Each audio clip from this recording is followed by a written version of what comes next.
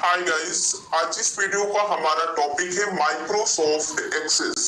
इस वीडियो में हम फोकस करेंगे माइक्रोसॉफ्ट एक्सेस के ऊपर।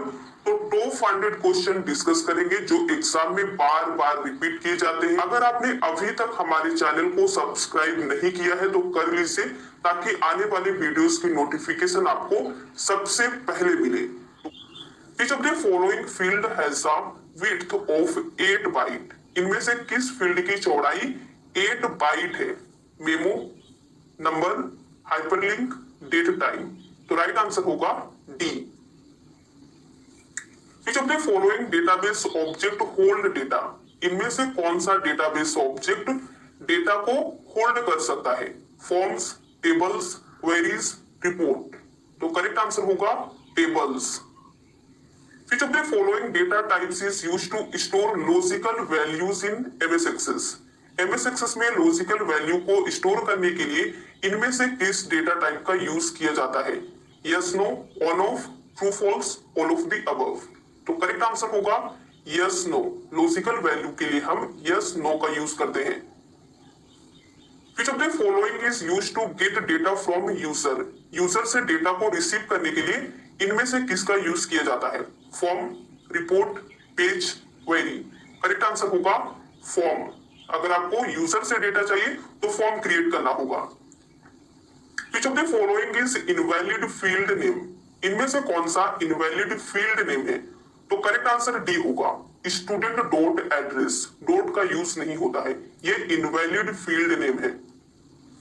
Which of the following is not a logical database structure?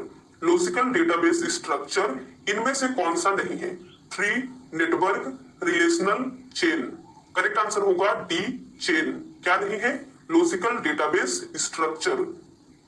Which key stroke is used to move the active cell to the right in access table?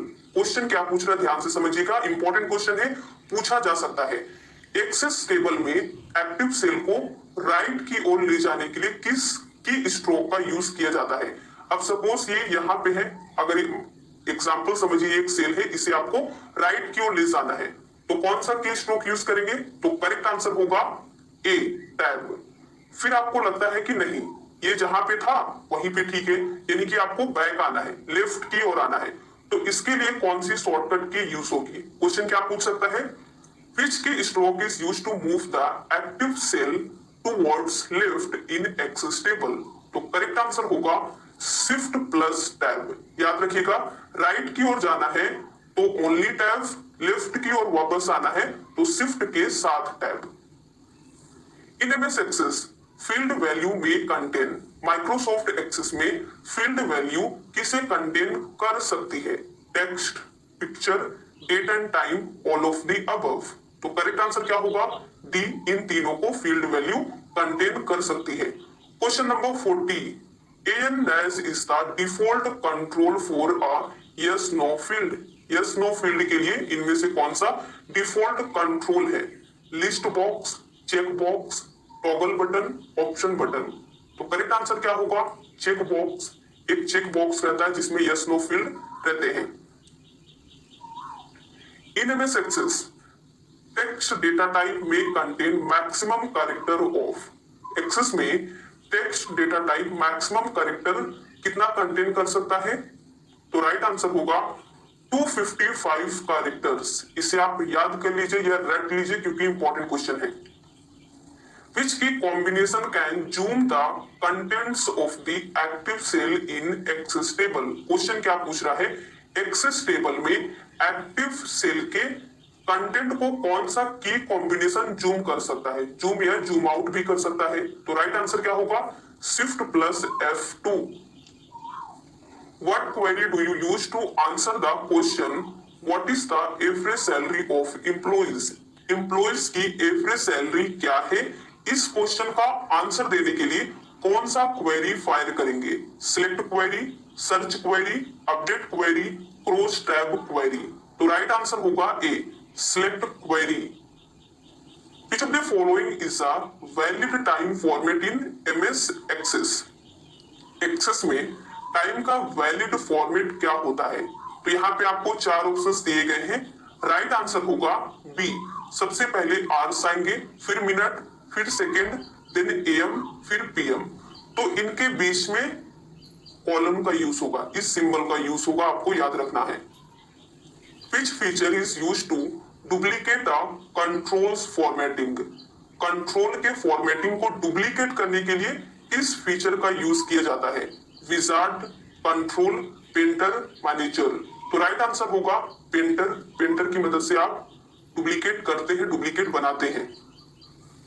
In data sheet view what appears at the top of each column? Data sheet view में each column के top में क्या दिखाई देता है? Data type, field name, primary key, description. तो correct answer होगा field name. ये आपको सबसे ऊपर यानी कि टॉप में दिखाई देता है ईच कॉलम के।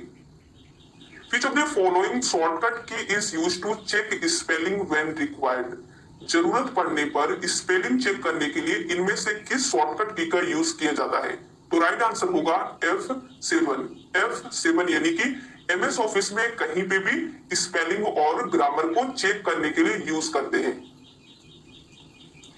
Which of the following provides the auto calculate command on the toolbar in MS Access? इनमें से कौन MS Access में टूल बार पर ऑटो कैलकुलेट कमांड प्रोवाइड करता है? सम, काउंट, मिनिमम या फिर ऑल ऑफ द अबव? तो राइट आंसर होगा D, all of the above. ये सभी। In Access, which operation copies a backup file from the storage medium back to the computer? Question का meaning क्या है? Access में कौन सा ऑपरेशन स्टोरेज मीडियम के बैकअप फाइल को वापस कंप्यूटर में कॉपी करता है? कॉपी, स्टोर, रिक्रीट या फिर स्ट्रक्चर? तो राइट आंसर होगा बी, रीस्टोर की मदद से हम करते हैं। अगर आप कंप्यूटर सिस्टम से कोई फाइल डिलीट कर देते हैं तो ये रिसाइकल बिन में चली जाती है, बट अगर आप उस फाइल को बैकअप लेना चाहते हैं तो आपको क्या करना पड़ता है? रीस्टोर करना पड़ता है फाइल को। Which of the following used in MS Access to close the active window? Active window को क्लोज करने के लिए एक्सेस में किसका यूज करेंगे? तो करेक्ट आंसर होगा कंट्रोल W।